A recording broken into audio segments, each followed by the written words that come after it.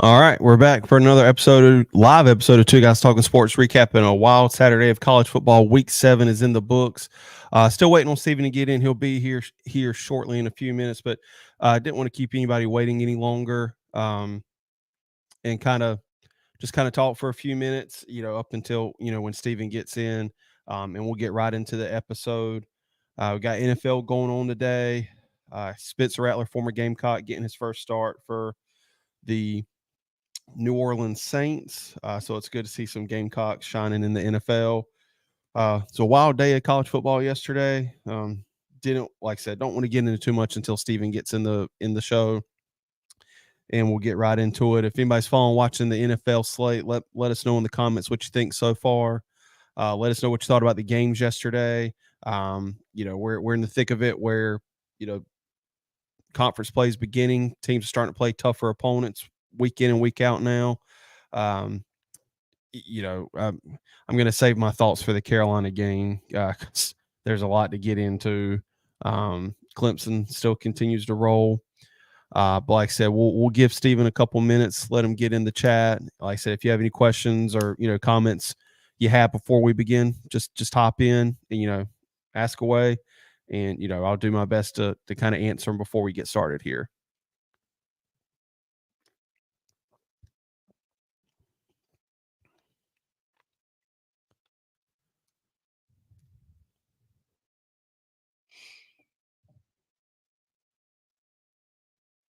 I see the Saints aren't having the best of NFL Sundays so far, but the Bucks are pretty good.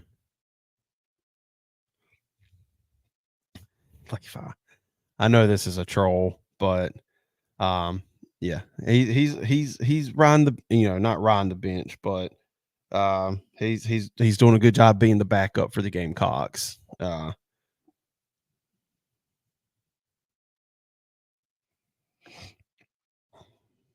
Steven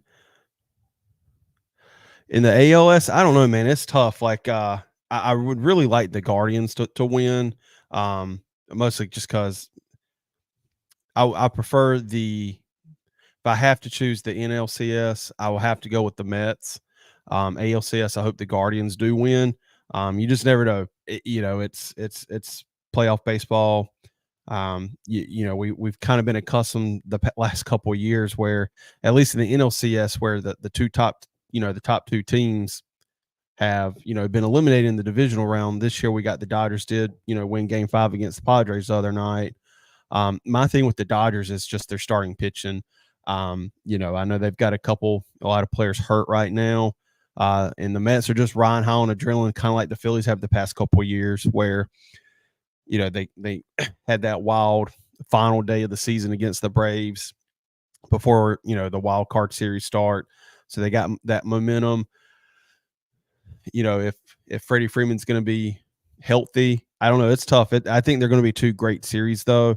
But if I'm going to choose it, I'm going to go with the Guardians and the Mets winning the ALS and the NLCS respectively. What you think of the Clemson game, Levi? It's tough to tell with Clemson. I think Cade's definitely playing his way into the Heisman conversation. It's just tough when the teams you play, the real opponent he's played this year, he didn't look that great, and what you've seen from him since then has been really good, but it also hasn't been against great opponents. So I'm very curious to hear what Clemson fans have to say about it. He's definitely improved, but you just never know until you get in a situation against a team maybe you're not better than, and because Wake Forest outside the first quarter really didn't stand a chance yesterday. Florida State, just I know the score didn't tell the whole story of that game, but yeah, I'm curious to see how the rest of the season goes for the Clemson Tigers, because they've got a very, very favorable schedule.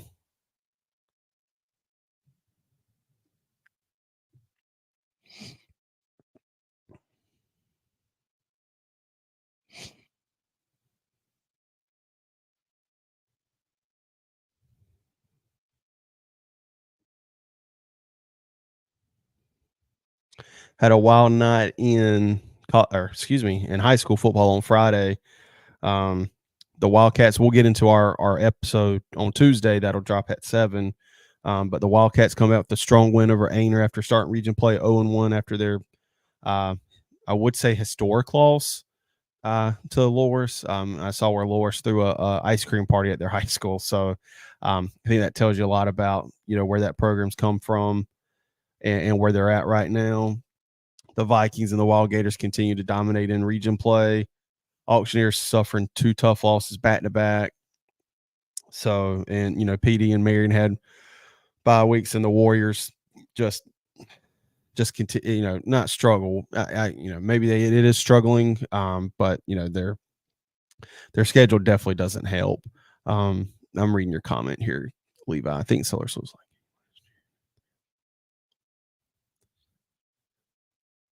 yeah, I agree. It's I think that's a good assessment, Levi. It's tough to get a read on them.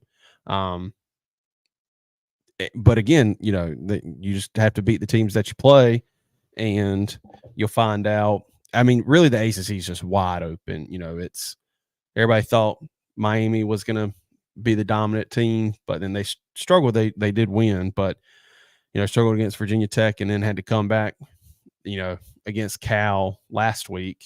So it's wide open. Yeah. And the thing, the thing with Lenoris is, and I know hopefully some people do recognize this, but this really is his only 5th start in college football. So, you kind of have to take the good with the bad with him. He's going to have those freshman mistakes that, that's going to come with time learning. But he also showed, I think yesterday was his best game overall with us, considering who we played. So yeah, it's definitely a lot to look into. All right, we got Mr. Steven Johnson joining us now. You there? Yeah. Okay, cool. All right. Well, me and Levi were kind of having a conversation, talking before you hopped on the stream today. But let's get right into it. Wild, like I said at the top of the show, wild day of college football yesterday. Gamecocks suffer another tough loss. Seems to be the theme of the season, dropping 25-27 to Alabama. Clemson continues to roll after a scary, I don't know if I should say scary first quarter, but a shaky first quarter, losing 7-0. Then they tack on 28 unanswered points in the second quarter. And a lot of, I don't know if you could deem them upsets across the country in, the rest of college football, but we had 3 overtime games between Ole Miss, LSU, USC, Penn State, and Tennessee and Florida. I don't know what's happened in Tennessee the past couple of weeks. But Stephen, I'm going to open up the first part of this show to you because you really made a comment yesterday that has really stuck with me. And I'm going to allow you to say what you said yesterday. And I'm not going to interrupt you. I'm going to let you say your piece, and then I'm going to respond to it. Then we're going to get into the game. Talk about the game, and then that will segue into my. Nope. I can't just come off and be like, yeah, "This is what I think," and then we're going to go and talk about the game. All right, I think this Sellers ain't it. He ain't got the killer instinct. He just ain't got it. I tell you what, writing off somebody after 5 games is tough. I'll say that. I'll say this, that he has cost us 2 games this year that we should have won, and it's solely been kind of sitting on his shoulders and his play. What was the first one? The LSU game. I mean, I understand he got injured, but he was allowing them to stay in the game that led to the point where even once he was injured, it was 17-0 at one point, and then he's just throwing up crazy passes, making stupid turnovers. So that one kind of cost us an LSU game. There was some other things in that game, but yesterday he lost that game 5 separate times for us. Okay. Let's get right into it. You can't disagree. I'm sorry. I understand you, and like I said, you have to take the good and the bad with him because he's essentially a true freshman. This is his 5th start. He kept us in the game. Both things can be true. He hurt us in the game, and he kept us in the game. But for you to sit here and say he's not it after 5 games is just absolutely insane. Well, here's the thing: that's like an awful take. That's an awful take. It's not an awful take. It's not. Yes, it is.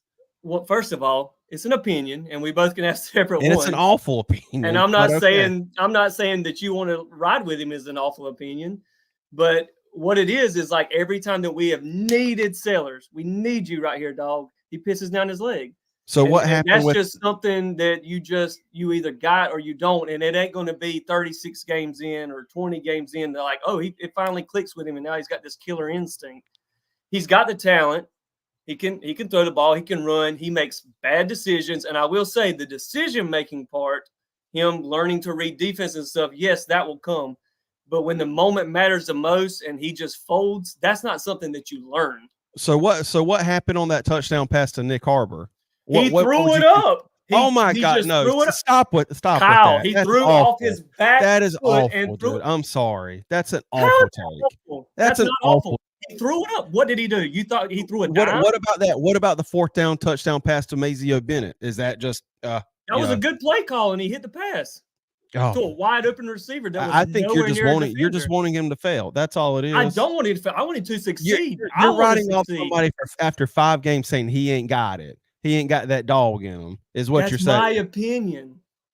That's my opinion. He don't. He clearly. I tell you what, your employer better hope that you don't leave, because some NFL team is going to come snatch you up. You've got that innate ability to judge somebody. As someone who has played the position, you either got it or you don't. And I'm not saying that I always had it. I'm not saying that I was this magnificent quarterback, but you can look and see DJ Uiagalelei has the talent. He just ain't got that dog in him. And he just don't. He don't have that killer instinct. As Clemson fans, you've seen quarterbacks with uber talent that just when the moment matters, they just don't have it. And that's just something you either got or you don't. You don't learn it. You can't be coached that. It just isn't something that you develop. So you don't think it matters that he's a 19-year-old kid, or let's just say for the sake he's 20. I don't know how old he is. I can't give him excuses. We can't give him excuses. We can't say the 19-year-old thing, because there's other 19-year-olds that are doing it. So there's other 18-year-olds that are doing it. Does Jalen Milroe does he not have that dog in him? He had a sucky game yesterday, but he's also had games when it mattered the most that he put the team on the back and he did it. Yesterday he sucked, and at the end of the day, he found a way to get his team to win. Did he not? No. He didn't? Well, no. Did his team win? They did win yesterday. But I'm sorry, you just can't sit here and say I can. You can. You have the right to have your opinion. But I honestly, I don't know. There's a very minority. There's a minority fan base with us, and hey, you said you ain't going to interrupt me like that. You interrupted me the whole time. I can't you even. Said you gonna let me have my say and not interrupt. I can't even. You said something, and then I responded to it, and then you wanted to keep saying something. Here's the thing. I'll give you this caveat. Then I don't think that he has it, and it's not something you can develop. But I'll say this: maybe he could have, got there. But our coaches just being so boneheaded to throw a 19-year-old in there, and you believe in him. If you believe in him that he's an SEC talented quarterback to play right now, then he should have it right now. And if you don't think that he has everything that he needs right now, then you just got to say, look, we got to go a different direction, sit here and wait, learn, get there, and then we'll put you in. But if you say he's an SEC quarterback right now, and we told all these guys in the portal that, hey, no, we can't guarantee you a starting job, whatever that is. Like, this is, going to be, whatever they, made that decision to be. This is where you landed. This is who you put in there. And it's time to either nut up or go on the, you just don't have it. It is what it is. And that's just the era we are in college football. And here's the other thing. And I know that everybody wants to say it don't matter, but that joker's probably making more than us. And I'm supposed to give him excuses because he's 19 and he's making $100,000 and he can't make the big plays. And I'm just supposed to say, what? We'll let him learn. He's cost us 2 games. You done? I don't want to interrupt you. Yeah, I know I probably upset your wife. She's in the comments saying hang up. So I want to make sure, are you done? Yeah, I'm done. Do you have anything else to say? Okay. So do you think we should move on from him? Do you think we should bench him? Here's the thing. He went 23 of 31 I don't really for 238, 2 touchdowns. The call. When it mattered when it mattered the most, he fumbled the ball. He threw interceptions. He overthrew. That 2-point conversion to tie it, that was awful. I mean, and that's one of those things. It's like big moment. We need you, and you throw it in the stands. Like not even like it was a bad read or like he was wide open and he threw it in the stands. And then the special teams gets you the ball back, and you get a chance here, and you have a wide open guy on the 40, and instead you throw it to nobody into no man's land for an interception. That's pissing down your leg. All right, well, we're just gonna have to agree to disagree and on we this can one. and listen, and we can go back and find the pass that he threw to Nick Harvard. That was just a throw up jump ball where a 6'7" guy with more height and ability caught the pass. It wasn't a good pass. It wasn't. Okay, yeah. I mean, you got to find it a way to wasn't make like plays. It was a throw on a dime. But you're saying you got to find ways to make plays and get it done, and he did. You know, and like I said, I'll both things can be true. But it wasn't a good play. It was a play that happened in his favor. But he made it happen. Yeah, and then he went and pissed down his leg in the very next play. Okay. I mean, that's fine. Like I said, both things can be true. Both things can be true. But for you to sit here and say after 5 games he's not the quarterback, it's just an insane take. I said that he ain't got that killer instinct in him. Well, when it happens, when you need him, don't you dare try to backtrack this comment. I won't, because I'm not going to be wrong. You can see it. You can see it, dude. You got guys, when they make mistakes, you'll see them on the sideline, and their demeanor is a lot different than his. His is very sulky, very woe is me, very just passive. Like if you make a mistake, you can live with mistakes if you know, hey, that one's on me. I got it. Next time, I got it. This is on me. Next time it won't happen. But instead, it's kind of like, all right, we're just going to sit here on the bench. I got my helmet on. I'm not really talking to anybody. That ain't killer instinct. Is that what he did? That's what he's done the entire season. And look, that could be the 19-year-old thing, but we can't keep saying the 19-year-old thing, because he is a SEC quarterback. And if you're going to be that, you got to have it from the day that they put you out there. You do. Okay. That's we'll end that debate on that, because like I said, I think we could just go in circles with each other on this one. And I understand where you're coming from, but I think you're wrong in saying that's not something that can be taught. I will say that. Or maybe not taught. Let me rephrase it. Maybe something that's not taught, but it's something that it comes with learning. And we've said this in previous, episodes, where we're kind of like between a rock and a hard place, where, in the day and age of college football, you're not really granted that luxury like you did a decade ago, where, kids are getting paid. And again, we don't know what they're getting paid. Like, you can sit here and speculate what somebody might be making. And it's the same kind of situation with coaches, where you don't really get the luxury of getting much time to show what you're capable of or getting done. And, some people are ready to write them off after 5 games. I'm not, like I said, it's like, how do you learn? You can't really learn that. And yes, even if how? Because the more experience you get, the slower the game. But here's the thing: is like made for you. But if it takes him 25 games and we keep losing games like this, eventually he's not going to have the job. So you don't learn it. But if it has been 25 games, that's a different story. It's been 5 games, and he's not. How many? And he's not like a different true freshman, and he's not a true freshman. Let me rephrase it. But he also faced what, based off, I don't think the rankings have come out today, but his last 3 games have been against LSU, Ole Miss, and Alabama. If he ain't got it right now, don't put him out there. Another thing I saw where people are now getting on the coaching staff for not going and getting a different transfer portal quarterback. Well, I said that. But I also agree with what Beamer said. These kids wanted to come in, but they wanted to be a guaranteed starter. And that's not what it's about. If that, you have to go in and earn it. In this era of college football, kids don't want to earn anything, and they just want to leave whenever something may go wrong for them. So I think we could have gotten a different transfer portal quarterback, but they didn't want to work for anything. And they knew what they had in Sellers, and you can argue back and forth whether he's got it or not. I think they believe in his ability, and he's going to learn. He's going to continue to grow. I believe in his ability. I believe in his ability to throw the ball. I believe in his ability to run the ball. I believe in his ability that he can grow in the offense, learn to make these reads. What I don't believe in is his killer instinct. Okay. And look, I hope to God I'm wrong. But the thing is we don't have time to let this grow, because here's the thing, is like, why is the defense so good right now? Because of your edge rushers. So most likely you'll still be able to have Dylan Stewart next year, but you're not going to have your best player in Kyle Kennard. He's gone. And so you got this constant changing of, you finally got this defense and like, oh, now we can't do it because our quarterback just doesn't really have it right this second. Mm-hmm. It's like you just don't have the time, and it's never going to get easier. You're never going to get a favorable schedule in the SEC.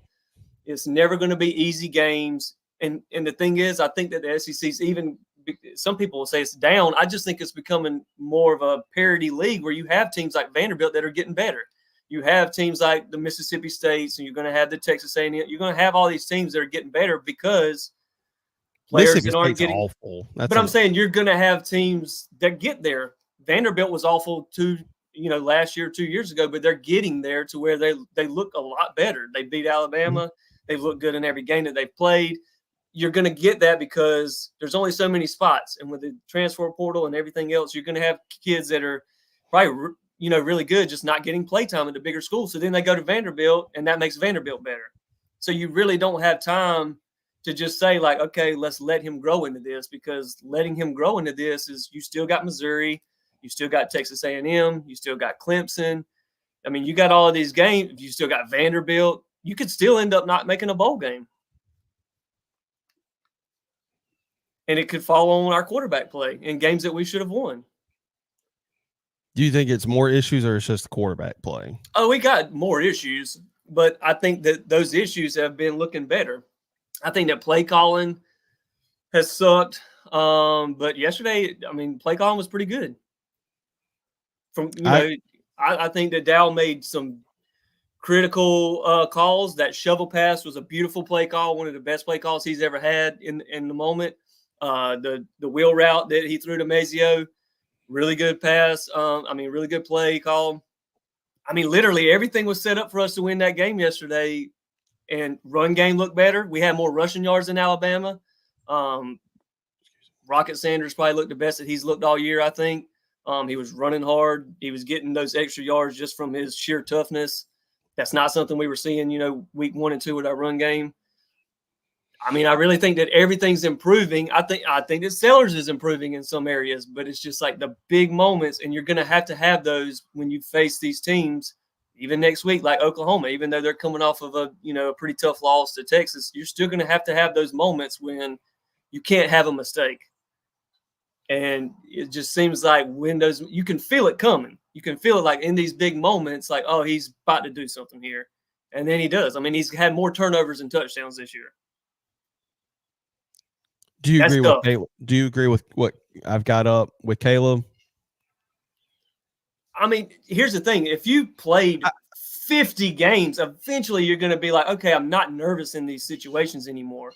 But the thing is, if it takes you 50 games where you're finally there, you've probably already lost the job. That's why I say it's either you got it or you don't, because if you really don't have it within like the first 6 to 12 games, like you've cost your team games, you're not going to have that job moving forward. You're just not in a position where, say what you want, the ACC, you've got time. Even when you play your conference games, they're just some teams that's not really good. You're going to play 2 to 3 tough games a year, whereas South Carolina, you're going to play 9 to 10 tough games a year. You just don't have the time to grow into having the killer instinct. So would you bench them right now? No, because here's the thing: is I don't believe in Robbie Ashford. That's the problem, is we don't have the competent backup that fits what we want to do. And that's what sucks, is like you kind of stuck in this, and it's kind of unfair to Sellers, where you could have said, look, we got a veteran guy that can come in here, get us some wins. You can sit back, learn, we can get you in there, get you some, whatever it may be. It's kind of falls on the coaching staff that we're in this position. I get what they were saying. Like, we don't want to promise anybody anything. That's fine. What quarterback would you have gone out and gotten, though? I don't know. I don't even know anything. Thing. Like, yeah, I don't know. That's my thing. Like, and it's not just you. You're not the only one who does this. But, like, who would you have gone out and gotten? Oh, I have no clue. Because here's the thing. It's so hard to follow the portal and it's not like the NFL. There's 32 teams. there's 52 players on, rosters. You can kind of know who the guys are. I don't know who. I mean, there might be a damn good quarterback out on the West Coast that I just have never even heard of. Yeah. Because it's hard to keep up with 116 or 130 teams, whatever it is. Mhm. And plus, you got the guys in the FB, the FCS. Yeah. You got somebody like Grayson McCall that was playing at Coastal. And then, he obviously was balling out at Coastal for 3 years. And unfortunately for him, injured right now, but he moves up to NC State. I'm kind of glad we didn't get him because you really saw his, I guess, form dip when Chadwell left. I don't think he's the same quarterback without Jamie Chadwell. Yeah, just in how good that but offense I'm saying is. I was just using him as an example that there's so many out there. Like, it's hard to know. Just like, here's the thing: like, nobody knew who Juice Wells was when we got him, and then he turned out, to be a really good player for the year that he decided to play for us. I think people did. It's just because James Madison is just known for like offense. Yeah. I think. Give me 1 second. Yeah.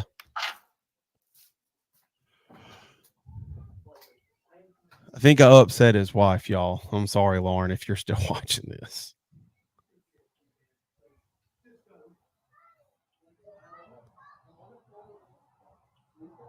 I mean, I like, while he's away, I do agree with a lot he's saying. I just don't think it's right to write off somebody and say this not something they can learn over time. Like I said, if it's two and a half seasons, that was Blakely. Was it? Yeah, that's what your mom said. But no, what I was saying while you were going is like, I agree with some of the stuff you're saying. My issue is I just don't agree with you saying it's just not something that you can learn. Whereas like you have here's the thing, I'll take that back. The more you play, the slower the game gets.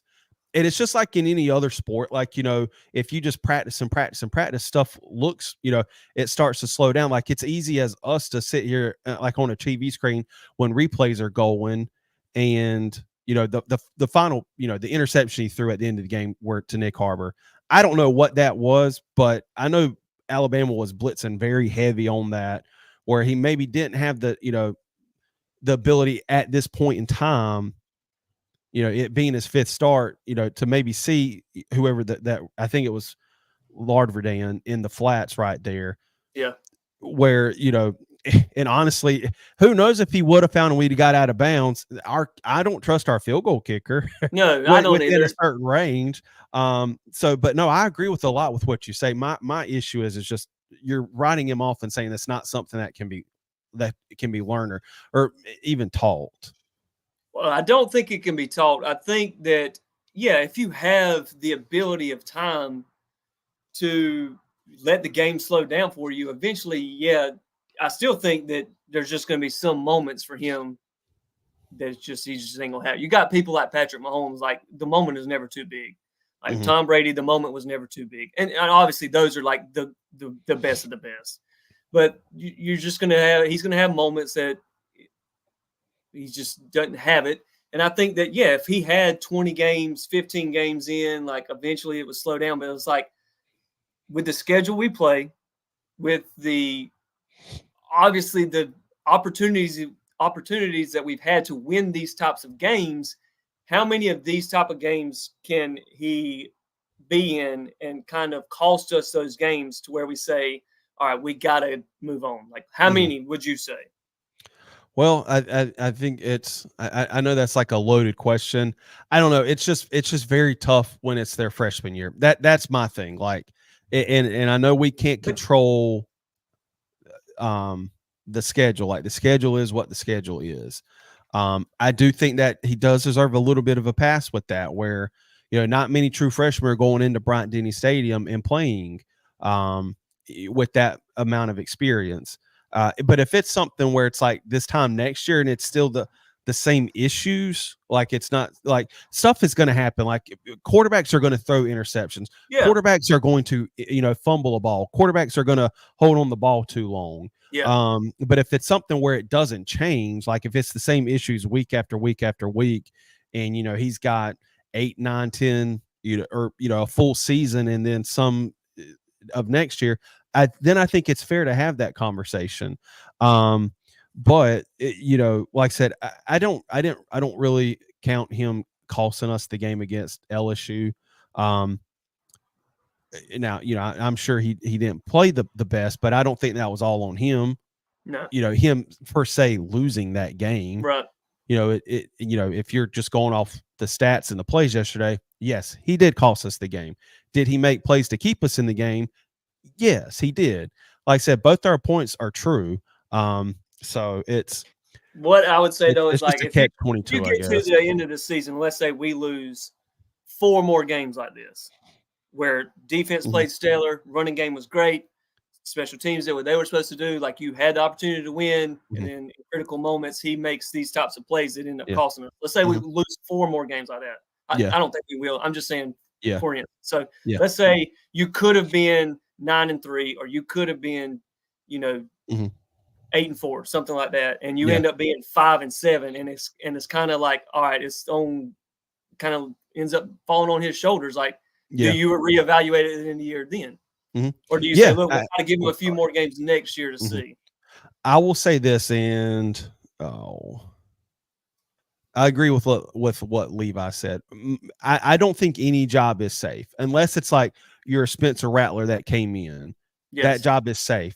And now at the end of the year, if it's, from what we saw game 1 compared to game 12 and nothing, got better in terms of him making the same mistakes. Yeah. And everybody's job should be on the chopping block in terms of being a starter. That goes from the running back position to the offensive line, defensive line, any position out there. I think if you're not performing, then, we can have that conversation at the end of the year. But I'm saying, like, for him specifically, like, yesterday, defense did everything they were supposed to do. Running game was, like, legit. I think that everybody did what they were supposed to do except for kind of him in those key moments. Obviously there was some plays that everybody else should make throughout the game, but it was like those plays really stick out. And it's always going to stick out as the quarterback. Trust me. I got blamed for stuff. I would hand the ball off, and our running back might fumble 20 yards down the field, and my coach was chewing me out on the sideline. Like, as the quarterback, you're always going to take the blame. But, like, if we have 4 more games exactly like that, where we should have won the game, didn't because he made some fumbles or interceptions, like, I think that he's got to be evaluated a little bit more harshly than maybe. And I think it's what I think. Another thing is, it's like I said, players are going to make turnovers. So I don't think you yank the chain just if it's a turnover. Like, but again, and I agree with Levi. He's got to play it out this year. We got to see. You look at the first fumble we had yesterday. That's something you can't have happen. It's just like the Jalen Milroe thing where he got he got sacked and tried to throw it away, and he was in the end zone. It was a safety. That's something.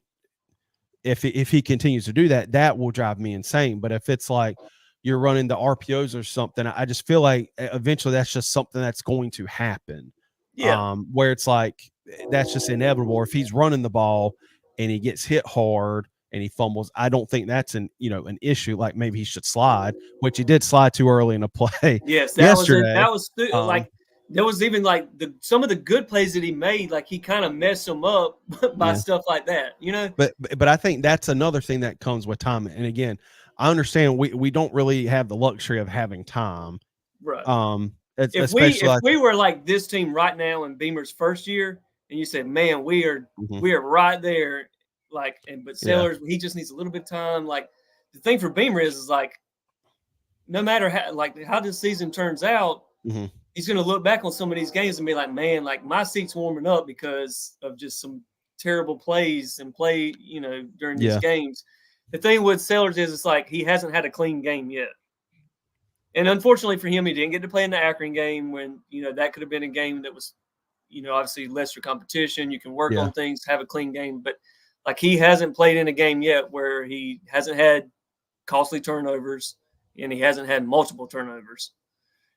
I mean, like I said, he has 12 turnovers to 7 touchdowns this year. I mean, you almost have double the amount of turnovers that you do. I don't think the stats truly, that on paper obviously doesn't look good. I also just don't think, our offensive play calling and scheme doesn't really help them too much. I agree. But again, his passes where he misses high still, that concerns me. I know he would love to have that 2-point conversion play back from yesterday because it was open. But again, I think that stuff is definitely teachable. But like you said, it's just maybe if the defense was what it was last year, we would be having a different conversation where, we got a strong defensive line. And I mean, really all it took was, the only thing that really changed from last year to this year was Kyle Kennard and Dylan Stewart. But the interior is all mostly players from last year. They've been there. They've been there for Tonka. Those guys have been there 2 or 3 years. TJ. So it's tough. Like I said, I don't like how people are and it's not just you. And I don't think you're throwing them under the bus by no means. So it's just. I just think that yesterday, and pretty much everybody can look and say, like, hey, that game kind of did solely fall on. Yeah, so I think that's fair. But again, I think he just grows and learns from it. But unfortunately, we don't have that. I'll say this: nobody expected it to be that close. Nobody expected us to play the way that we did. I think the spread was 21 or 21 and a half. Yeah. So I mean, for us to should have won that game, for it to be only a 2-point loss. Like I said, the LSU game we should have won. To Alabama, you should be sitting here at least 5-1. I think yesterday said more about Alabama than South Carolina. I agree. Yeah, we just don't know what we're going to get. I mean, we outside. You went from Old Dominion, and then we've had an extreme every week where we looked awful against Old Dominion, where we barely beat them. Right. Then we go on the road to Kentucky, and I thought Sellers played a good. He didn't. I don't think he made many mistakes. He played really good, and he had some turnovers, but they weren't costly, obviously, because just the way the game was going. And then you got Akron, which that's just Akron, and then LSU. So that was kind of like a whirlwind of itself. Then we had Akron. Then we come out the bye week and lay a dud against Ole Miss, and then you come out yesterday and look the way you did. So it's like you don't really know which South Carolina you're going to get. And I know that's not all on players. It's some on play calling and coaching. And so let's get into the game and recap it. Is Lauren still mad at me? I don't know if you saw her face. Asleep. No, she put a Facebook comment. Yeah, I know, but she's asleep by now. Just hang up. So tell her I'm sorry. I think it's good to have a back and forth like we did. We can't just all be lovey-dovey on this show all the time. Like, we got to keep the people entertained. But at the end of the day, I still respect what you're saying. I don't agree with it, but we're all entitled to our opinion. So, but let's get right into it. You do partly agree with it. You just you think that if he has time, I think time he doesn't. Really and truly, what it boils down to, the disagreement is time. I don't think that he has enough time, and that's just what it boils down to, is time. Yeah. And here's the thing: is like if the running game is what it was yesterday, combined with how the defense has been playing all year, that's going to give him time. Did you notice the offensive line change? Sorry. No, they switched somebody out. We took Casey Henry out. Okay. Because I noticed that I think it was in the first half. I was like, we've got a different right tackle in there because I was like, well, I don't know if it was. I wasn't sure of myself. I didn't know if it's something where we just brought in like an extra lineman as like a tight end. Yeah. But yeah, he was in there the whole second half, and we ran the ball a lot better in the second half. And I don't know if that was just him, but I'm glad the offensive line, Teasley decided to change up some things on the offensive line because it seemed to help a little bit. Yeah. Also, as far as time, I'll say that this was like the last few weeks: LSU, Ole Miss, Alabama, and then Oklahoma. That was kind of like the hardest part of our season has been like right now. Yeah. And so for you, most people would have said we would be 2-4 right now. I think that to be 3-3 in the way that we should have won 2 of those games. Yeah. I do feel better going into the back half of the season, especially, like I said, if we can get the type of play calling that we did have yesterday, the type of running game combined with the defensive play that we've seen all year.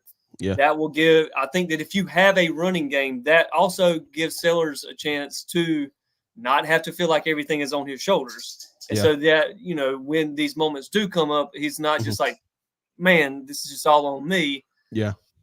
I think that'll help. And I Yeah. think Attaway getting more involved and kind of He ran the ball good. Yeah, he did. I think that we do have like a good RB2 that when, Rocket needs a break, Attaway is, he's a serviceable back that can run well for you. If you can have that running game the rest of the year, that's going to help Sellers to not feel like the whole game is on his shoulders all the time. Yeah. To where he feels like some of those passes, it was just like he was forcing it to where like I feel like I got to make a play here instead of just, hey man, just throw it away, live to, for another down. Yeah. So I think going into the back half of the season, I think some of these teams are not going to be as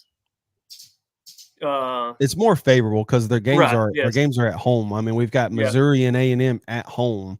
Now, if we're on the road, I probably have a different feeling, but we're at home. Yeah. But let's talk about the game a little bit outside of Sellers' play. I thought our defense played really good yesterday. Stellar. We had 4 sacks. Honestly, man, like I really and truly think we were the better team yesterday. I do too. Defense played really good. Our offense outgained Alabama in yards, had 2 big turnovers. That like final 30 or 90 seconds of the first half was absolutely insane. Yeah. So it was like the last 90 of the end of the game. Like I know it's but I was very happy with the defense. Yes. Clayton White caught in a lot from this show. He's caught a lot of heat in his 4 years as the coordinator. And what's done crazy is, like you said, it's really come down to like 2 players. Just having the ability to rush the passer has changed the entire defense. Like, and I mean honestly, literally, the defensive back, really good. The linebackers, the interior line, all of that was here last year. I mean, a player or 2 here or there, but other than Kyle Kennard and Dylan Stewart, like everybody was here last year and they sucked. Yeah. The defense sucked. Yeah, we just having that threat, edge. Like, man, they can get on our quarterback so fast. It does. It changes the entire defense. And Clayton White, I think, just really changed up his defensive scheme. And I don't know why it took till the end of last year. But Kyle Kennard had 2 sacks. Tonka had 1. And Kyle Kennard's working his way into being a first-round draft pick. Yeah, he's shooting up the draft boards. Jalen Kilgore's interception, phenomenal. O'Donnell Fortune's interception, phenomenal. I'll say this too. We give O'Donnell Fortune a lot of hell too, because he will give you up some busted plays. Yeah. But he had a really good game yesterday, I think. Yeah, we shut that super freshman Ryan Williams. He had let's see. He had 4 catches for 32 yards. Yeah. And really, like I said, I think our defense all year has been phenomenal. You look at last week with Ole Miss. They really didn't beat us that much. I mean, they did have some big plays, but those were busted coverages. Yeah. O'Donnell Fortune didn't have a great game. But Fortune's interception, I didn't even see him coming out the end zone. I didn't either. End zone. When he intercepted that, I mean, I was dumbfounded. I was like, where did he come from? I think all I saw was touchdown, and then all of a sudden, one of our guys has the ball, and I was like, where did they even? Yeah, and it was like 2 plays later where we fumble it. Yeah. Yeah, it's just stuff like that. It's I even go to the beginning of the game on the first I believe it may have been the first drive or the second drive where we have them pinned back in their own territory and they're punting, and we go all out. And you can argue about if that was roughing the punter or not, or I don't think it was. It was kind of questionable. He landed on our player. Yeah. I mean, I don't understand like how when you make the play or make that penalty or call that penalty when you don't actually make contact with them. Like, if you go for it and you land under him and you don't touch any part of his body, but he just comes down on you. I don't understand that. It doesn't like him came into contact with the punter at all. But I think that was a bad call. I think the announcers, Jesse Palmer and them were even like, that's a bad call there. And, but the thing is like rushing, going all out there instead of just, hey, sit back, take the punt, get the ball. Let's try and move it down the field. Because, I mean, we still forced another punt on that drive, but, we probably get the ball maybe right on the other side of the 50 or even on our own side of the field or their side of the field. But then, they punt it again and we start at our 10-yard line. Yeah. And it's field position game. I feel, and that's another thing with field position.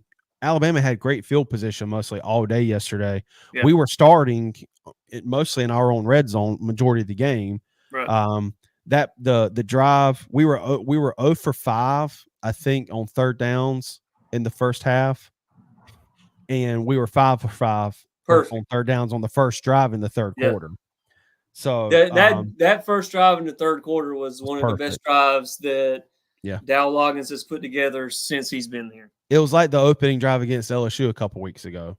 Yeah. And I think that's another thing that I know it frustrates me. I'm sure it frustrates you is we just can't do it consistently. And I know not every play call is going to be perfect. It's not always going to be the perfect play call. Yeah. But there's no rhythm to it where it's like, when Beamer was asked last week what our offensive identity is, he threw like 6 different offensive schemes at us. And it's like, that's Dude, and one of the things that he said, he was like, we like to throw the ball downfield, all this. Somebody was like, we literally didn't attempt to pass past 15 yards last week. Like, what are you talking about? Throw the ball down the field. Yeah, and I just don't think Lenoris is comfortable with that just yet. I think if you give him, him in a rhythm, he's not going to be somebody that can consistently throw it 40 yards down the field. But if you get him going into these shorter passes like we did yesterday, and you get creative, I do think he can hit some bigger throws. Because when he has time, you look at the touchdown to pass to Mazio, that was a perfectly thrown ball. Yeah. A lot of it is you have to build up to those things. Like you have to – I think if you can run the ball better, which we did, especially in the second half, that's going to open up the shorter passes. If you can hit those shorter passes consistently, that's going to bring the defense up to try and stop them. Then you go into the intermediary, and then you can, hit some deep passes every now and then. But it all starts – you have to – like you said, we're just so inconsistent to where it's just like, all right, quarterback runs are working right now. And then once they stop that, it's just like, the drive falters. Like, well, okay. Yeah. And then it's like, all right, the little tight end out routes are working and we're hitting those consistently. And then they cover that. And it's just like, all right, we can't do anything else. It's like there's no ability to be able to run here, throw here. Yeah. Just mix in all the things that you can do well throughout the game. It's just like we do it in clumps. They stop it, and it's just like, we can't do it anymore. So what do we do here? Yeah. He gets it's like tunnel vision almost. It's like, all right, this tight ends are working. They cover the tight end. Oh, well, what now? Yeah. Yeah. Except for his scripted plays. And when he comes out of like I said, the first drive against LSU, the drive that he scripted to come out against Alabama in the second half, like those are just like a lot of mixed up play calls that obviously are on a script where he's just bouncing down that script. And then after that, it's just like, because the very next drive we get the ball and it's just a 3 and out. And I'm thinking, what the heck? Like we just had a 9-minute drive for 15 plays that went perfect. And then we go 3 and out. Like, how do you be that inconsistent? Yeah. I think it is what it is with the play calling. I don't even know if Dowell was calling the plays. I don't know if you noticed this, but Mike Shula was on the field yesterday, and I know he was coaching up Lenoris. There was a lot of speculation on Twitter that Shula was a lot more involved, at least yesterday. I've been reading the message boards heavily this week and reading a lot of the Big Spur with like what Tony Morrell says and Hell and John Whittle, and it's really mostly Tony and Hale and JC. I think it's going to be kind of similar to what he did with Satterfield, where I don't know why offensive or NFL playbooks are 47 pages. It's like the menu at the Cheesecake Factory. But what Beamer did that last year under Satterfield was like, give me your best 50 plays. That's what we're going with. Yeah. We don't need all these, we need to get our best players on the field. We need to get them the ball. And, credit Mazio Bennett's turning into our wide receiver 1 as a true freshman. And I'll go back to Lenoris just for a second because, we've had a big week recruiting at the receiver and tight end position. Yep. And I think we're really in a good spot with Lenoris. Now, he has to improve. He has to get better. But you've got these receivers at the high school level want to come and play with him because they see, you look, and we'll get to the Tennessee game here shortly, but Nico and Maliava did not look good yesterday. Right. He didn't look good last week. And you're starting to learn a lot more about these players as they get into that are the freshmen or it's their first year playing or starting. You're learning a lot about them. And I do think we're in a good position with the Norse, but he had, like you said, he has to improve. Like these mistakes he's making now, he can't be making this time next year or No. week 12. And Right. then, but if he is, then you have a conversation like nobody's guaranteed a spot because you got Dante Reno behind him, or, as a true freshman. I know Yeah. Robbie's the backup. Right. We got Cutter Woods coming in next year. So, nobody's guaranteed a spot. Yeah. So, but honestly, like if you'd have asked me, like, and Caleb said this, if you'd have asked me how this game would have gone with Alabama coming off a huge loss to Vanderbilt last week, us playing like we did against Ole Miss last week, I don't really know. I would have never imagined this game would have gone the way it did, and us truly being honestly, I think being the better team. Yeah, I expected it to be 40-0, and it was on the road in Tuscaloosa. Like that's a tough place to play. You had everything kind of going against you going into that game. Yeah. You looked terrible last week at home off of a bye week, and now you got to go on the road to one of the toughest places in the country to play in Alabama, who are coming off an embarrassing loss on the road, and so they're pissed off. Yeah, and that loss was piggybacked on probably their best win, in the last year or so. So everything just pointed to Alabama's going to come in here pissed off, ready to dog walk South Carolina, who looked terrible last week, don't even have an identity. And like you said, you look like – and here's the thing is like what Alabama was doing yesterday, it's not any different than what they've been doing all year. Like that's just – like you said, I think it's really is showing more about Alabama than it did. I mean, it showed a lot of positives about us, but I think it kind of opened people's eyes to Alabama because – outside of like that second half of the Georgia game, this is kind of what Alabama's looked like all year. Yeah. And I think it's just you're starting to realize the differences with the Saban era compared to the DeBoer era. And I still think Alabama's a solid team, but you're always just going to have kind of a regression when you replace them. I don't care who you hire. Like Dabo could have gone to Alabama, and there's still going to be somewhat of a regression because you're replacing the best coach to ever play. Yeah. Or excuse me, the best coach to ever coach. You're also replacing like completely different cultures. And most of the players that were there for the Saban culture. Yeah. And now, you got, DeBoer that comes in, and again, I think that he's a really good coach. Going into that Georgia game or going into the Vandy game, he was 30-3 in Power 5 games. Yeah. So it's not like he's a terrible coach. I think he's a good coach, but again, you got a whole different culture. You got players that they didn't really sign up for this guy. They came there to be at Alabama and to play with Saban. The ones that stuck around, and then they had a lot of transfers too. So you got, like you said, there's going to be a regression there. I still think that they're a top 25 team. I think that South Carolina is a top 25 team. I agree. Even though we're 3-3, the way that we played and the games that we should have won, they are a top 20 team, to be honest. If you'd have asked me at the beginning of the season after 6 games and told me we were 3-3, I would be happy. Yeah, for sure. Especially, like I said, with the schedule that we looked at for these first 6 games. Yeah. With LSU, Ole Miss, really Kentucky, what people thought Kentucky was going to be, and kind of how Kentucky's looked since playing us. I mean, they lost last night to Vanderbilt. Yeah, I'm telling you, Vanderbilt that's one scary, that you got to kind of put on the. You got to keep your eyes open for that one. Yeah. If you looked at LSU, Kentucky, Ole Miss, Alabama, those 4 games within your first 6, and you told me we were 3-3, and really you should be 5-1. Yeah, like I wouldn't have believed you. Yeah. And like I said, it's a bunch of what ifs. And let's give, before we move on to the Clemson game, I think you saw what we're capable of getting from Nick Harbor. Yeah. And I think we got to mix that in a little bit more. Mix in those deep look, he is a guy, he's not going to be able to run these crisp routes, and he's not going to be like the Mazio Bennett that's going to be, he's going to be able to turn defensive backs on a dime. Yeah.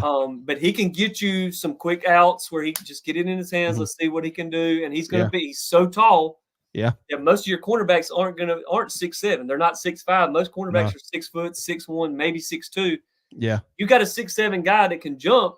Yeah. And he can get downfield fast. Get him down there, throw And it. And listen, sometimes I don't.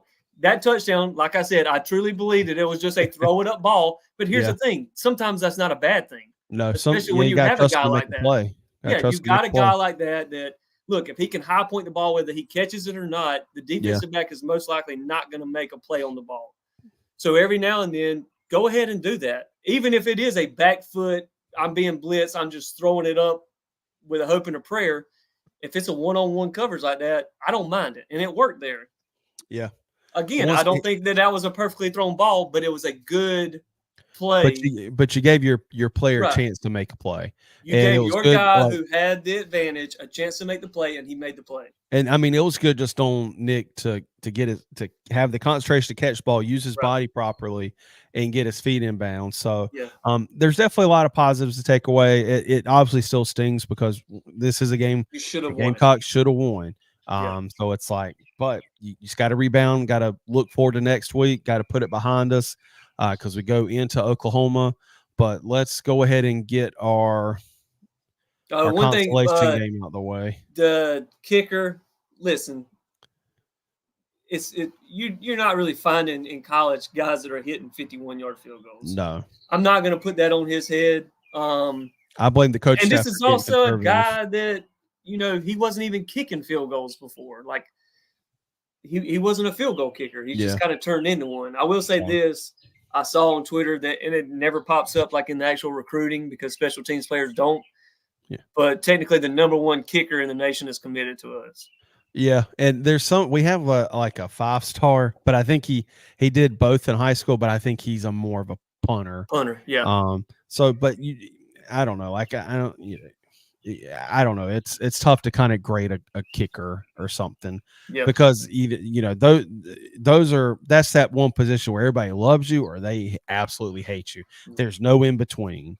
The problem for me as a Cowboys fan is like I can go on Sundays and if my kicker runs out there as a Cowboys fan, like it's money.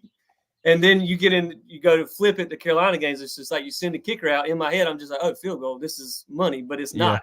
Like, but we've also had the luxury the past, honestly, 4 years where we've had people automatic and not. I mean, I think not 51, I think 52 50 plus in college is very tough. Right, for anybody. Yeah, you're not finding that.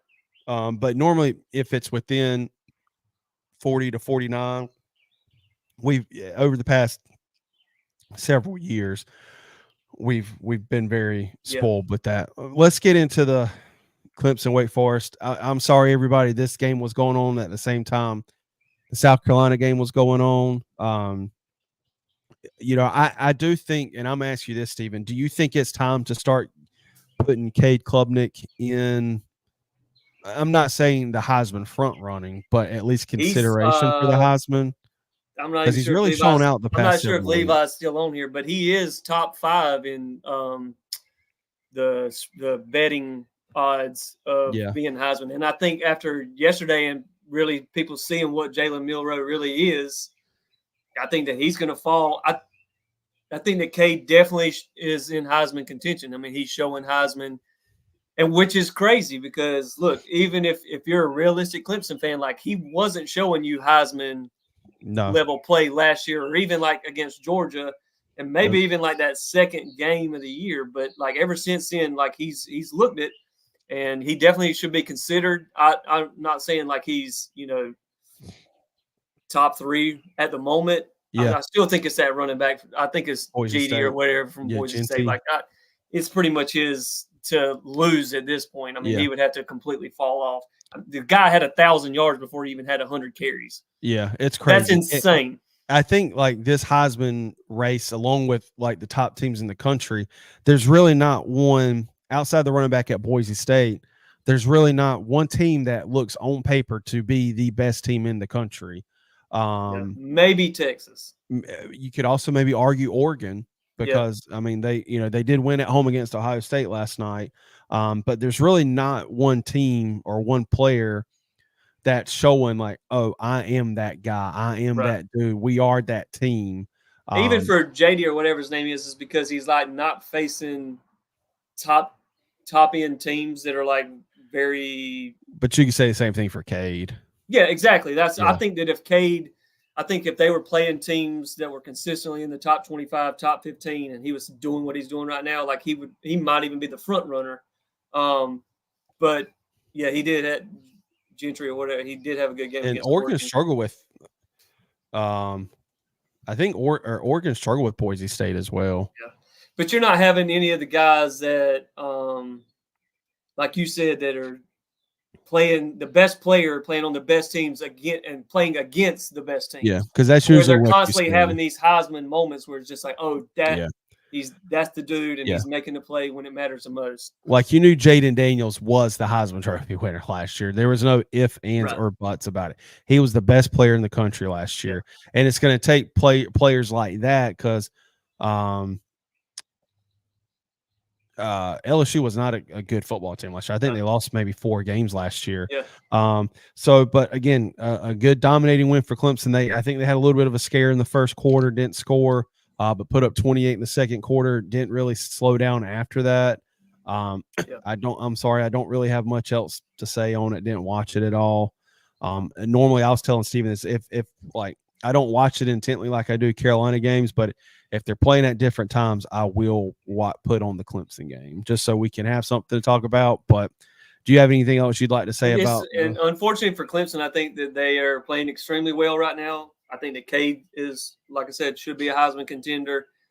You can't control your schedule, unfortunately, especially in conference games. Like there's nothing they can do about it. They scheduled Georgia at the first game of the year. And unfortunately, it didn't go their way at all. But after that, like there's nothing. You're not going to take every non-conference game you got to schedule Georgia, Alabama, teams like that. Yeah. You got to have those games against Furman stuff. You just got to. So honestly, I thought App State would have been a tough game, but they are not that good this year either.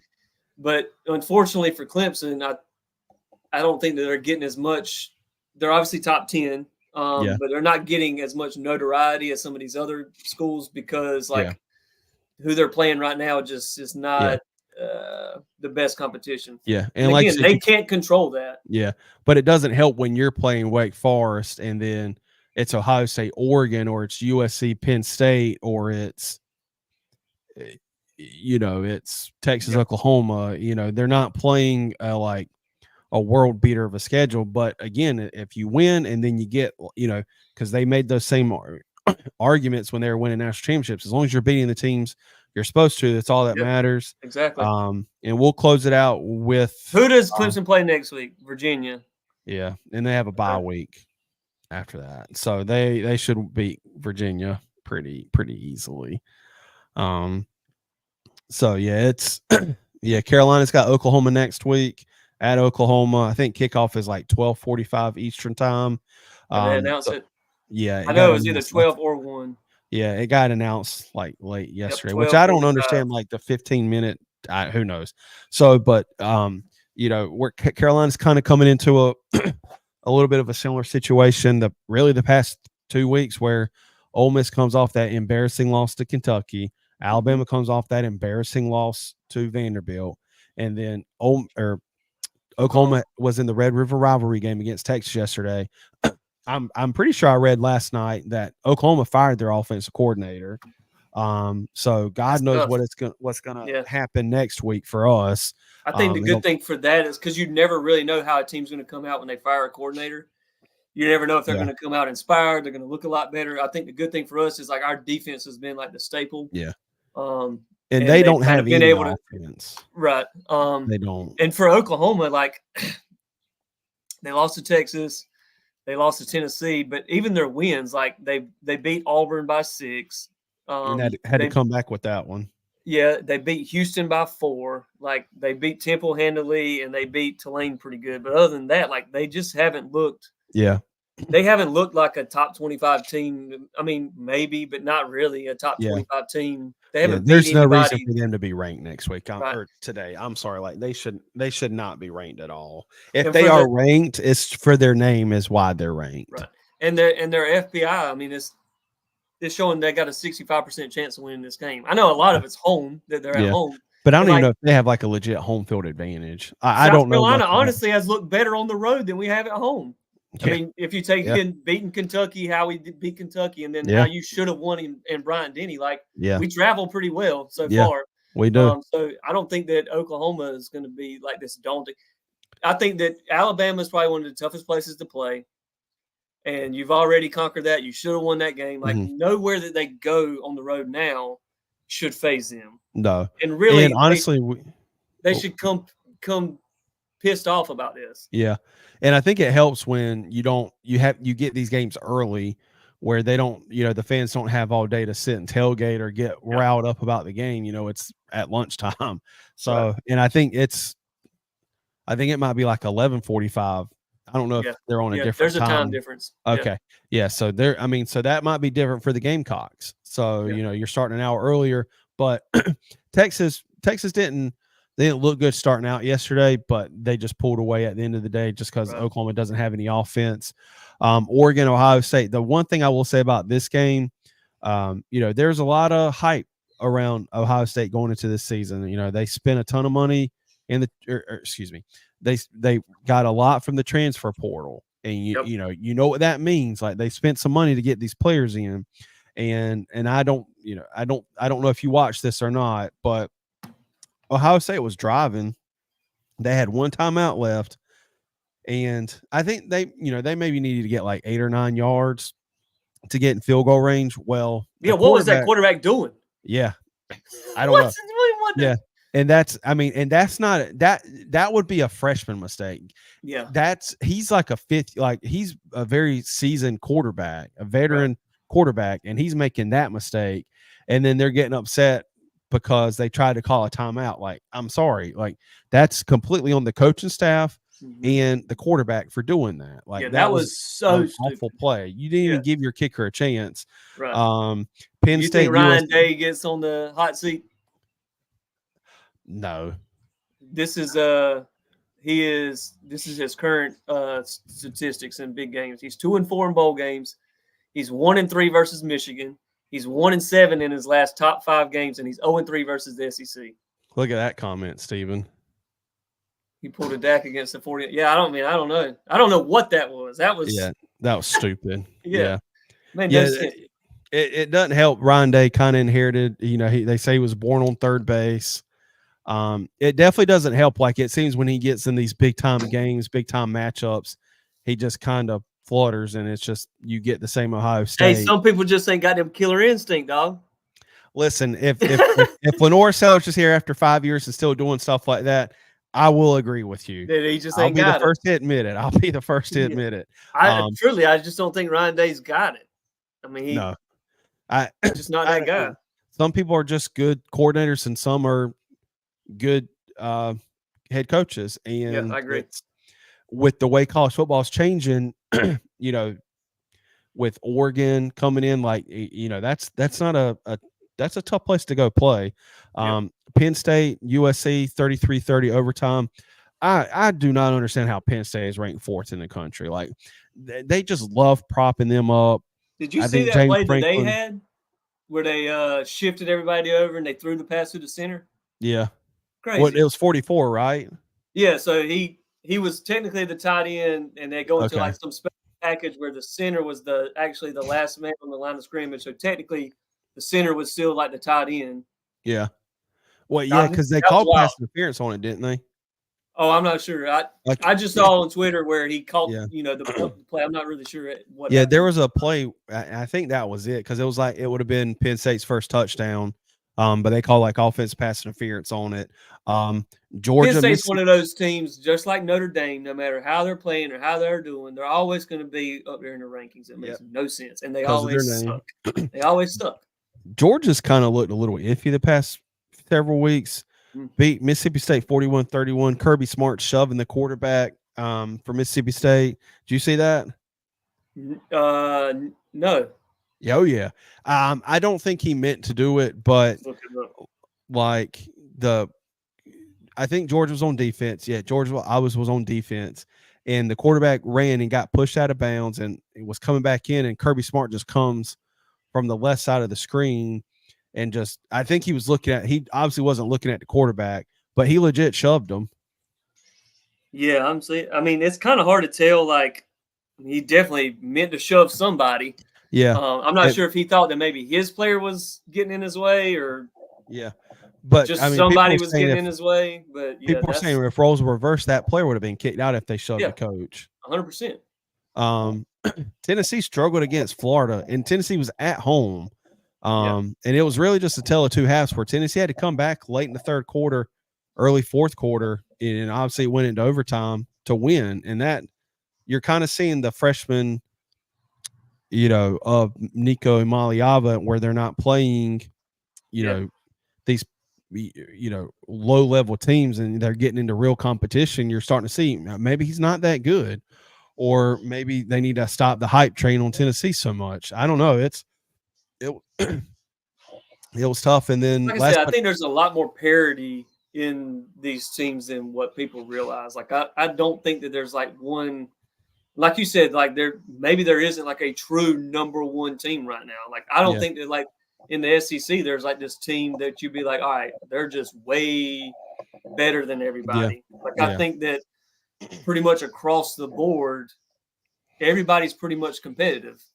I mean, like you said, I mean, Mississippi State's not good, but look what they did against Georgia. So it's like everybody's competing. Florida looked like they were god awful at the beginning of the year, and then again, you see what they did with Tennessee. So I just think that a lot of the team, there's a lot more parity now in college football, and a lot of it is, as much as people hate how the transfer portal works, I do think that it is creating a little bit more parity across the board in terms of there isn't like this just true dominating team like Alabama and Clemson were, 10 years ago. Yeah, and another thing is with the way college football is going with the conferences, where you've really got the SEC and the Big Ten that are joining up to be like the big super conferences, where where Ohio State may play, Purdue, and then they play Indiana or whoever, where normally they are just traditionally not good teams. Well, now they've got to play the likes of Oregon. They've got to play the likes of USC, where it's not like a level playing field, but they don't have the luxury of playing a weaker conference schedule like they are normally used to. And then we're going to end this on this game, the LSU Ole Miss. LSU wins 29-26 in overtime, and our good friend Juice Wells had 0 catches with 4 targets yesterday. Man, he's balling out this year. Talk about and listen, I understand his reasoning for maybe wanting to leave. You've got a team in South Carolina where he went there because of Spencer Rattler.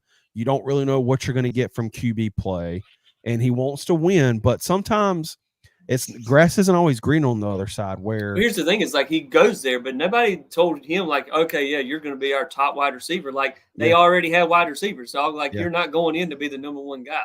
Yeah, no, I mean he hasn't. I mean he had a decent game against South Carolina. He was very beneficial on that slant route, which was the majority of his yards. And then again, he had a lackluster game against Kentucky, and then another lackluster performance against LSU. And so I don't know. Sometimes it's better to just ride out with a young guy that's going to depend on you as the wide receiver 1 than to go and be wide receiver 2 or wide receiver 3 with maybe a more experienced quarterback. Well, he's already got a repertoire with these other guys. Like he trusts them more. He's been with them more. He knows exactly like, all right, when they hit this point in a route, I can throw it here. Yeah. It takes time to kind of learn that with you. Like you could be, the guy that Norris is leaning on, where Jackson Dart's not leaning on you, man. Like he's got his other guys that he wants to throw the ball to and that he trusts more. And like you said, grass ain't always greener. Yeah, and you're not going to help your draft stock by going to a good football team. Yeah. If anything, he's hurt his draft stock this year. Exactly. 100%.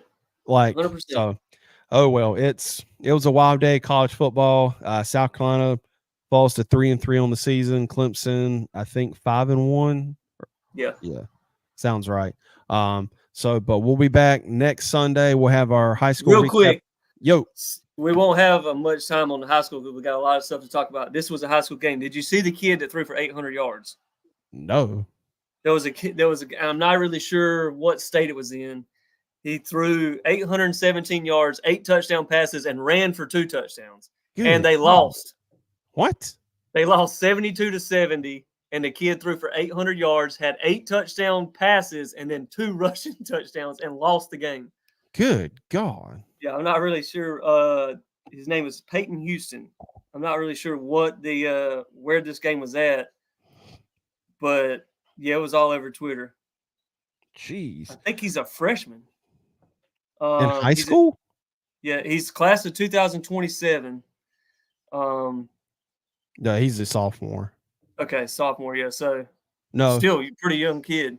hold on, because this is 25, so juniors are 26. So he's a sophomore. Yeah. Okay. Yeah. So crazy game there. Spencer Rattler. Yep, Spencer Rattler. I was going to mention that too. He got his first start today. He's doing good.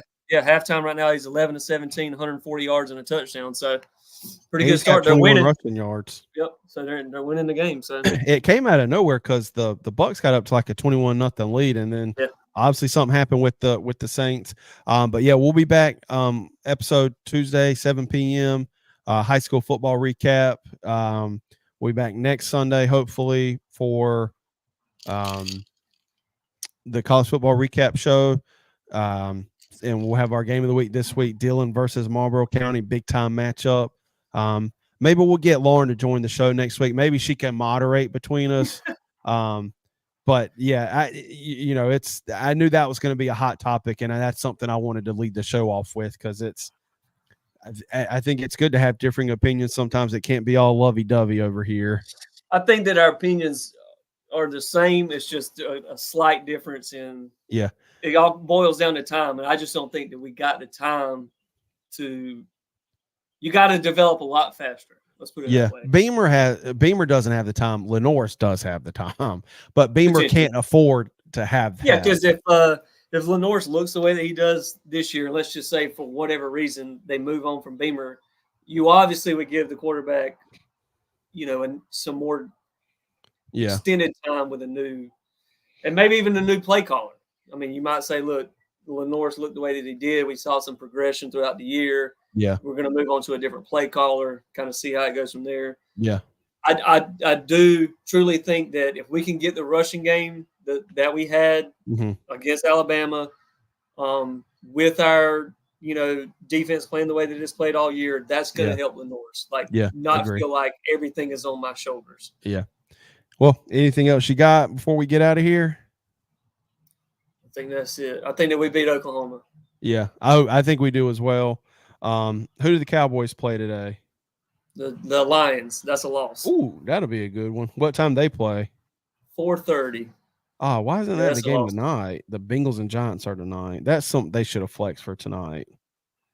I only get so many flex, and they don't like to use the flex games at the beginning of the year. Well, the Panthers have the Falcons at 4:25 on Fox, so that should. Andy Dalton still starting? Yeah, I think so. Yeah, I don't think Bryce Young's going to be the starter the rest of this year unless something just happens. Which is fine. Why not play him? Because he's not good. And but I think another thing for him is, this is his second. Do you think that it is truly all him, or do you think it's got anything to do with the play? Their play caller there. I know they got a new staff. I think it's more so and this, I guess, will kind of agree with what you said earlier. But I think it's completely two different things. No, I just don't think they shouldn't put that much pressure on these. It's just the day and age of the NFL where these kids are expected to come in and perform right away. They put such an emphasis on the quarterback position. He's also not even 6 foot tall. He's 5'10" or 5'9". Like, it's bad. Like, that doesn't help him. And, he's part of the worst run organization in the NFL. He's had 3 head coaches in not even 2 years, 2 completely different staffs, 2 different completely philosophies in the way they may coach a quarterback. And another thing is I don't understand why he didn't play it all in the preseason. Yeah. He didn't play it all. I think that they did do a lot. I think it's him. I don't think that because they did rebuild the offensive line. I think that they knew that was a weakness. They made that a point of emphasis to rebuild their offensive line. And like you saw Andy Dalton come out, and they didn't have a good game last week, but the first week that Andy Dalton came, the Raiders went and balled out. So it could just be him. Again, he's 6 foot. I don't think that he was like He's not amazing even in 6 college foot. either. I don't think he's 6 foot. Yeah, I don't think But that he was.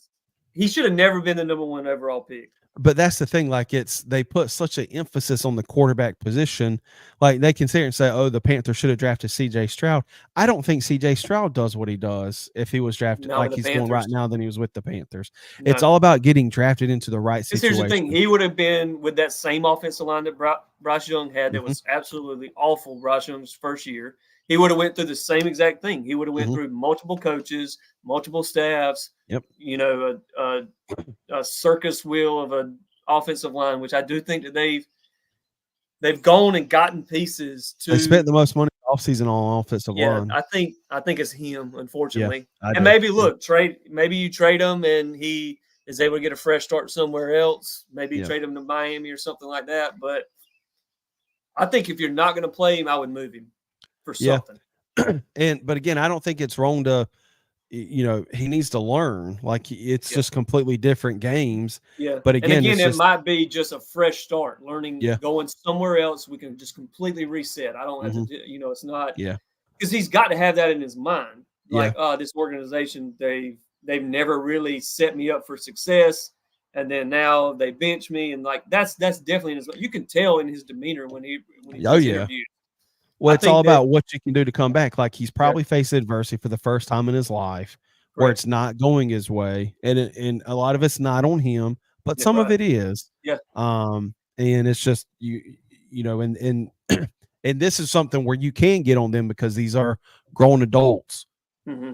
This is their job. College players, Yeah, they may get paid, but that's not their job. Like they still correct. are Yeah. students first. Hmm.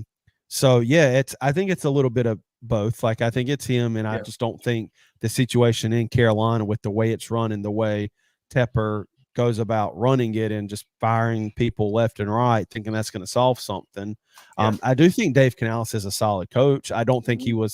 I don't think you have people lined up out the door trying to become the Panthers head Nobody's coach. trying to get there. But I think he can do good, but you have to allow him time. Like Yeah. you can't just keep firing coaches every 2 years. Look at Dan Campbell in Detroit. Out of that class of coaches from that year, people probably assumed he was going to be the worst one, and he's looking to be the best one. Yeah. But that's So also because their organization, they were 100% behind him yeah, and they gave him what he needed. And they've supported him. yeah, I think it's Bryce Young is the bulk of it. Again, I don't think it's benefiting either the Panthers or Bryce Young to hold on to him. yeah, Even and if you all get a 7th round pick or something, just yeah, give him a fresh start, get mhm, something out of the deal, yeah, and then just kind of move on. Because if you're not going to start him and not play him, yeah. why hold on to him? And then also the Panthers have lost Derek Brown for the season. They lost Shaq Thompson for the season. Yeah. So it's the bright spot was their defense, but now they're struggling because they lost 2 of their best players. So but again, it takes, honestly, in that way that franchise is, it's going to take 2 or 3 good draft classes and free agency periods just to potentially turn around, because you traded away your franchise for Bryce Young, and unfortunately it didn't work out. And he's not the first time it's happened. He's not going to be the last time it happens, because they put such an emphasis on the quarterbacks, where you've got kids that are getting drafted that have no business being drafted in the first round.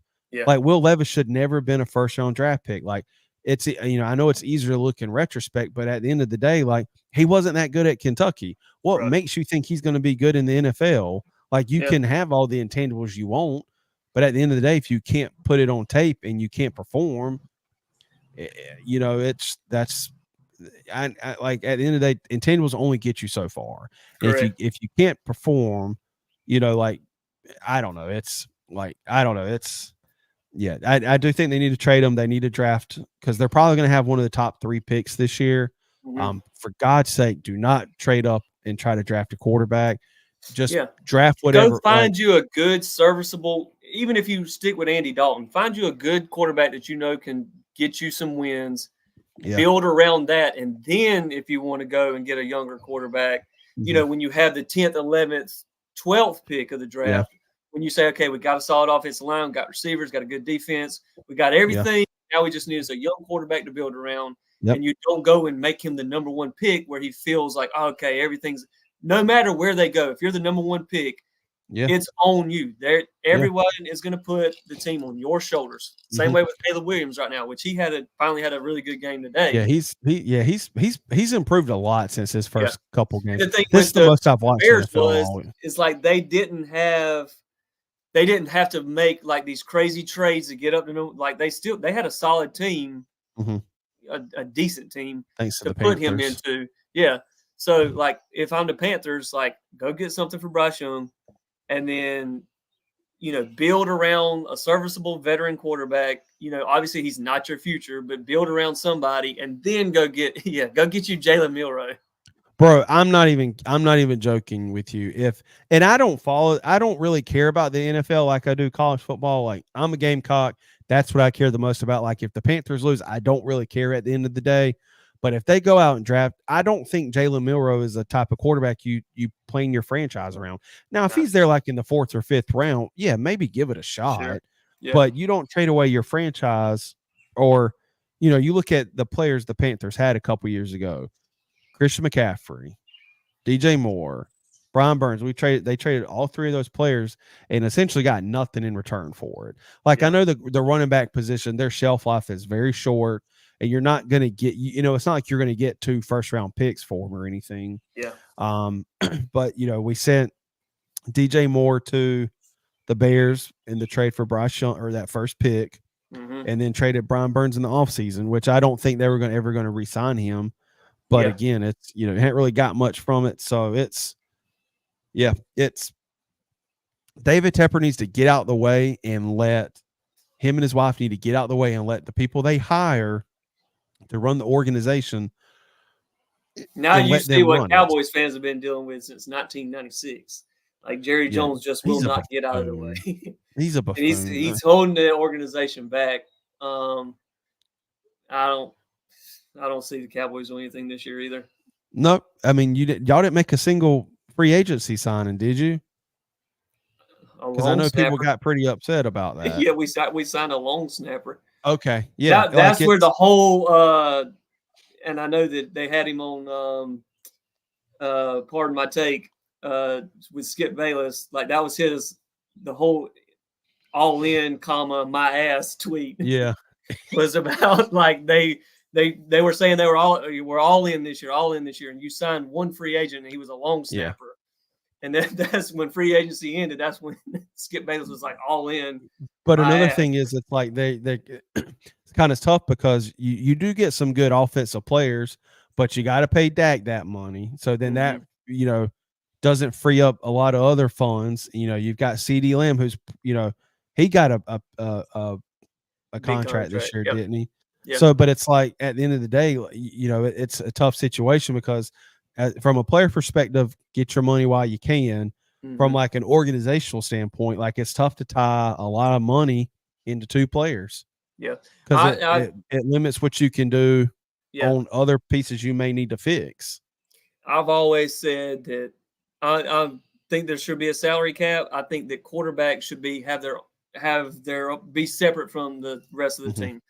If you want to pay your quarterback $100 million a year, you pay them that. But then the other 51 players on the roster have to fit within 225, whatever it is. Yeah. And then if you have those players like the CeeDee Lambs, Micah Parsons that you want to give 20, 30 million to, and then figure it out the rest of the way.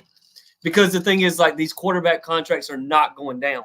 I mean, you see even guys like Jordan Love and stuff, they're getting the top 5 money just because that's what the market says. And they don't deserve it. Right. Like, okay, you're due for a contract. You're a quarterback, so you automatically get top 5 money because that's what the market says. You're a starting quarterback in the NFL, and they're going to want to start you for the next 3 or 4 years. You're going to get top 5 money. But I just look at it from this perspective where look at Tom Brady, like even going to the baseball side with Chipper Jones, like Chipper Jones and Tom Brady sacrificed a ton of money to stay with these teams because they knew, they were happy there, and they knew. I will say for Tom Brady too, though, like his wife had like $200 million. I know, but still, like it. Yeah, he did it to same print. Like, I mean, he could have gone and gotten a huge payday for sure. But he sacrificed it because he knew it was for the betterment of the team. to go out and, I mean, it wasn't definitely sure to get Unfortunately, receivers a it's lot of times, even but if the guys want to do that, I got like 10% on my computer. no. If the guys want to do that, like the agents don't let them because it's just like, all right, if we do that, like we screwed up. Like all the agents are just like, you can't do that now because Well, no, it's because it's less money the agents get. it's less money they get. It messes the whole market up. Because, like I said, the market says if you're due for a contract, you get top 5 money, and that's just what they're going to continue to do. Because they want the money. Correct. It's Yeah. the same thing that happened with Freddie Freeman and the Braves and the Yeah. Dodgers. All about the agent. Wasn't it who was the player that didn't have an agent and just would represent himself and just sign his Richard contract? Sherman. That's it. Richard Yeah. Sherman did that. But he's also very smart. I mean, he went to Stanford. Yeah, he's very, very smart. Yeah. So all the antics that you see with Richard Sherman, you wouldn't know. Like he's extremely smart guy. Yeah. And so yeah, it's tough. Like it's but that's just the day and age because the contracts are going to keep going up because the TV contracts are going to keep going up. It's the NFL pushing to get into, like I saw something this morning where Goodell said yesterday, there's probably going to be a Super Bowl in another country. Now, when that'll happen, who knows? Yeah. But that's going to be pretty stupid. Yeah. It's not like the World Cup, right? Where other people can host it. So, but anyways, that's what I got. It's Sunday, so I'm gonna go. Who knows? Find something to do. I'm about to get these kids. They're about to wake up from this nap. Well, tell Lauren I'm sorry for yelling at you and interrupting you earlier. Hopefully she's not mad at me. I know she gets call you and cuss you out later. She gets upset when people come after her husband. Don't say anything about his Dylan picks because that didn't look good for you on Friday night. Just wait. I think we're probably going to pick that game tomorrow. Okay. Tune in Tuesday, 7:00. See, You're not going to catch me. That's just a fact. There's not enough games to catch me. You're like 9 games behind me right now.